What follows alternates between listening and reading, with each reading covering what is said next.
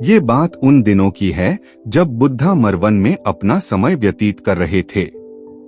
इस समय तक बुद्धा की प्रसिद्धि दूर दूर तक फैल चुकी थी। बहुत दूर दूर से लोग अपनी चिंताओं और परेशानियों का समाधान खोजने उनके पास आते थे। ऐसे ही एक दिन जब बुद्धा मरवन में अपने शिष्यों को प्रवचन दे रहे थे तो एक अधेड़ उम्र का व्यक्ति अपने 20 वर्ष के पुत्र को अपने साथ लिए बुद्धा की तरफ चला आ रहा था। जब यह प्रवचन स्थल के पास पहुंच गए तो एक नजर उन पर डाली और इशारे से बैठने के लिए कहा। जब प्रवचन समाप्त हो गया और सभी लोग वहां से चले गए तो बुद्ध ने उस व्यक्ति को अपने पास बुलाया और बैठने के लिए कहा। वहां चारों तरफ हरियाली छाई हुई थी। मौसम बहुत सुहाना था और तरह तरह के पक्षियों की आवाजें गूंज रही थी। ऐसा नजारा देखकर उस व्यक्ति को अंदर से असीम शांति महसूस हो रही थी। इसके बाद बुद्ध ने उस व्यक्ति से आने का कारण पूछा तो इस पर व्यक्ति ने कहा, यह तथागत, मैं 2 दिन की लंबी यात्रा करके अपने पुत्र को आपसे मिलवाने लाया हूँ। ये मेरा इकलौता पुत्र है और ये हर समय थका थका रहता है। ऐसा लगता है जैसे इसके अंदर कोई जान ही नहीं है, कोई प्राणी नहीं है। इसका स्वभाव भी काफी चिड़चिड़ा हो गया है। अगर हम इससे कुछ भी कहते हैं तो यह हमारी छोटी छोटी बातों पर गुस्सा हो जाता है। इसके देखने की क्षमता भी उम्र से पहले ही कमजोर हो गई है और इसके बाल भी सफेद पड़ने लगे हैं। इतनी कम उम्र में इतनी बड़ी उम्र का लगना मुझे तो कुछ समझ नहीं आ रहा। किसके साथ हो? क्या रहा है तथागत? मैं अपने पुत्र के स्वास्थ्य को लेकर बहुत चिंतित हूँ। जब मैं अपने पुत्र को वैद्य जी के पास लेकर गया तो उन्होंने कुछ औषधि दी और कहा, अपने पुत्र को तनाव कम लेने के लिए कहो। वो अपने दिमाग में बहुत अधिक तनाव लेता है, इसलिए उसकी ऐसी हालत हो गई है। लेकिन मुझे उनके बहुत समझाने के बाद भी तनाव का मतलब समझ नहीं आया। मुझे नहीं पता कि तनाव होता क्या है, यह किन कारणों से आता है और उसे कैसे अपने पुत्र के दिमाग से निकालूं, लेकिन मुझे सबसे पहले तो ये समझना है कि तनाव होता क्या है।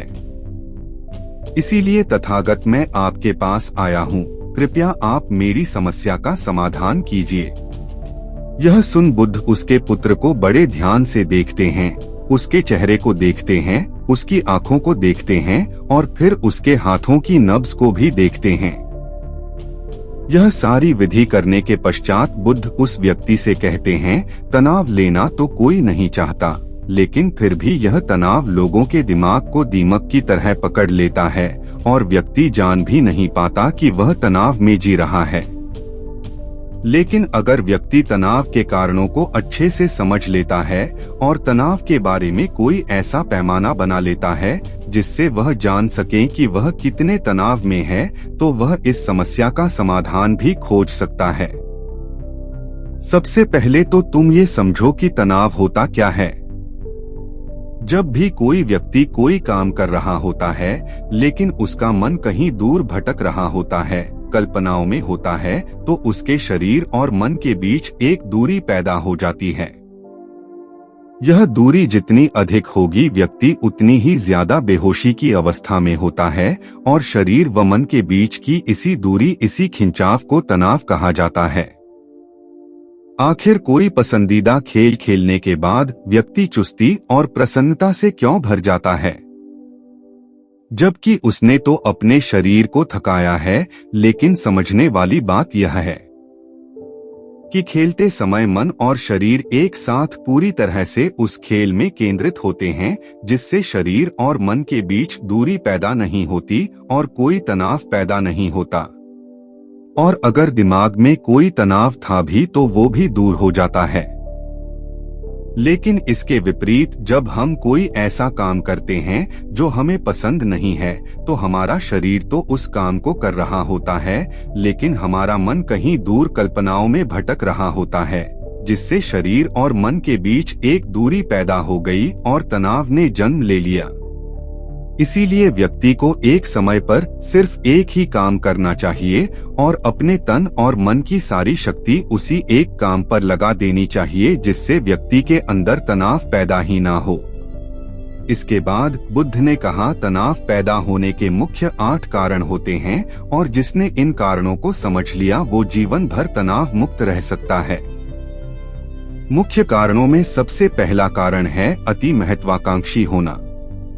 महत्वाकांक्षी होना अच्छी बात है, लेकिन क्या कभी आपने इस बात पर ध्यान दिया है कि इंसान के लक्ष्य कभी पूरी ही नहीं होते। उसका एक लक्ष्य पूरा हुआ नहीं कि वह दूसरे की तरफ भागने लगता है, दूसरा पूरा हुआ तो तीसरे की तरफ, और इस तरीके से वो अपने लक्ष्यों को पाने के लिए जिंदगी भर गोल गोल घूमता रहता है। इसीलिए जो व्यक्ति अति महत्वाकांक्षी होता है, जिसने बड़े बड़े लक्ष्य बनाए होते हैं, वह वर्तमान में कभी रह ही नहीं पाता। उसका मन सदैव भविष्य की योजनाएं बनाने में ही व्यस्त रहता है। उसका शरीर तो वर्तमान में रहता है, लेकिन भविष्य में ही रहता है, जिससे मन और शरीर के बीच दूरी पैदा हो जाती है और वह तनाव भरी जिंदगी जीने लगता है। बुद्ध के मुंह से यह बात सुन उस लड़के ने कहा, बुद्ध, तो फिर इसका मतलब है कि हमें लक्ष्य नहीं बनानी चाहिए, क्योंकि लक्ष्य बनाना भी तो महत्वाकांक्षा ही है। इस पर बुद्ध ने कहा, जीवन में लक्ष्य बनाना कोई गलत बात नहीं है, लेकिन समस्या तब उत्पन्न होती है जब वो अपना पूरा ध्यान उस लक्ष्य से मिलने वाले परिणाम पर ही लगा देते हैं और उसके परिणाम की चिंता करते रहते हैं। व्यक्ति को वर्तमान में जीना आना चाहिए। आप लक्ष्य बनाइए और उस लक्ष्य की प्राप्ति के लिए कड़ी मेहनत करिए, लेकिन साथ ही साथ आपको इस बात का भी ज्ञान होना चाहिए कि आप अभी वर्तमान में जी रहे हैं और वर्तमान ही सत्य है। बुद्ध ने आगे कहा, तनाव का दूसरा सबसे बड़ा कारण है ईर्ष्या। जब व्यक्ति ईर्ष्या और जलन से भर जाता है तो उसका मन अंदर से सड़ने लगता है। ईर्ष्या एक आंतरिक घाव है। आंतरिक घाव यानी मन का घाव व्यक्ति के शरीर का घाव तो भर सकता है, लेकिन मन का घाव कभी नहीं भर सकता। इसीलिए व्यक्ति को दूसरे की खुशी और तरक्की से कभी ईर्ष्या नहीं करनी चाहिए, क्योंकि तनाव का कारण है। इसके बाद बुद्ध ने तनाव का अगला कारण बताते हुए कहा कि आरुषिपूर्ण काम करने से भी मन में तनाव पैदा होता है। जो काम करना हमें पसंद ही नहीं है, जिसका में हमारी रुचि ही नहीं है, उस काम में हमारा मन लग ही नहीं पाएगा। हमारा शरीर तो वही बैठा रहेगा, लेकिन हमारा मन कल्पनाओं की उड़ान भरेगा, जिससे शरीर और मन के बीच दूरी पैदा हो जाती है और व्यक्ति तनावग्रस्त हो जाता है। इसीलिए इंसान को हमेशा अपनी रुचि के अनुसार ही कार्य करनी चाहिए। अगर व्यक्ति ने ये पता कर लिया कि उसे कौन सा काम करना पसंद है और वो उसी काम को अपने जीवन का लक्ष्य बना लेता है, तो फिर वो काम उसके लिए काम नहीं बल्कि खेल बन जाता है। फिर बुद्ध ने कहा, तनाव का चौथा कारण होता है किसी दूसरे से इच्छा रखना। बुद्ध ने उस व्यक्ति की ओर इशारा करते हुए कहा, एक पिता होने के नाते तुम्हारी अपने पुत्र से बहुत सी अपेक्षाएं होंगी कि तुम्हारा पुत्र एक बहुत ही कामयाब इंसान बने, तुम्हारा नाम रोशन करे, जैसा तुम चाहते हो उस तरह का जीवन जिए, तुम्हारी हर बात माने। लेकिन क्या आज तक कभी किसी की सारी अपेक्षाएं पूरी हुई है? जब भी कोई व्यक्ति किसी दूसरे से कोई अपेक्षा रखने लगता है तो वो अनजाने में अपने लिए तनाव पैदा करने लगता है। जरा सोचो कि अगर तुम्हारा बेटा तुम्हारे अनुसार काम नहीं कर रहा और वो नहीं बन पा रहा जो तुम उसे बनाना चाहते हो, तो निश्चित रूप से तुम्हारे दिमाग को तनाव पकड़ लेगा। तुम तनाव से भरा जीवन जीना शुरू कर दोगे और इस तनाव के बस में आकर तुम ऐसा व्यवहार करोगे, ऐसी बातें करोगे कि तुम्हारा अपने पुत्र के साथ संबंध और भी खराब होता चला जाएगा। इसीलिए व्यक्ति को जितना हो सके उतनी कम अपेक्षाएं दूसरों से रखनी चाहिए, और अगर पूरी तरह से तनाव मुक्त रहना है तो दूसरों से अपेक्षा रखना ही बंद कर दो। इसके बाद बुद्ध ने कहा कि शारीरिक कष्ट भी इंसान के तनाव का एक कारण होता है। जब व्यक्ति किसी शारीरिक पीड़ा से गुजर रहा होता है तो उसका पूरा ध्यान बस अपने उस शारीरिक दर्द पर होता है और वो पूरे दिन बस उसी के बारे में सोचता रहता है, जिससे उसका मन दुख के विचारों से भर जाता है और ऐसी स्थिति में व्यक्ति तनावग्रस्त रहने लगता है। यह सुन उस व्यक्ति ने कहा कि हे बुद्ध, शारीरिक दुख तो किसी भी व्यक्ति को हो सकता है, तो फिर क्या हुआ? व्यक्ति जीवन भर तनाव में ही जिएगा। इसका जवाब देते हुए बुद्ध ने कहा कि इंसान को ये बात समझनी चाहिए कि हमारा जीवन दुखों का आधार है। जैसे जैसे हमारा जीवन आगे बढ़ता है, इसमें दुख आते हैं, बीमारियां आती है और फिर अंत में मृत्यु भी आती है, तो बीमारियां इंसान के जीवन का अभिन्न अंग है। कोई इनसे बच नहीं सकता। बस किसी किसी के जीवन में ये समय से पहले आ जाती है तो किसी के बाद में, पर आती सबको है। जब इंसान का मन इस बात को अच्छे से समझ लेगा तो फिर वह अपनी बीमारी के बारे में सोच सोचकर ज्यादा तनाव नहीं लेगा, क्योंकि यह हमारे जीवन का अभिन्न हिस्सा है और इसके लिए व्यक्ति को शारीरिक रूप से भी अभ्यास करते रहना चाहिए।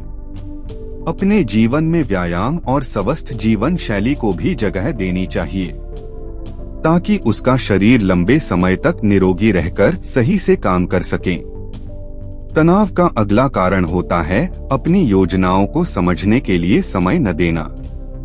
कुछ लोगों के दिमाग में कोई विचार आया नहीं है कि वो बिना सोचे समझे उस पर काम करना शुरू कर देते हैं और जब उस काम में उन्हें असफलता मिलती है तो वह तनाव से भर जाते हैं, क्योंकि उन्होंने उस काम को शुरू करने से पहले उसके बारे में पूरी जानकारी इकट्ठा नहीं की थी।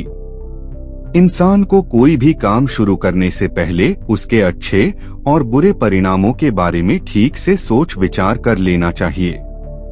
इंसान को इस बारे में भी सोच लेना चाहिए कि अगर ये योजना सफल नहीं हुई तो फिर इसके बाद मैं क्या करूंगा।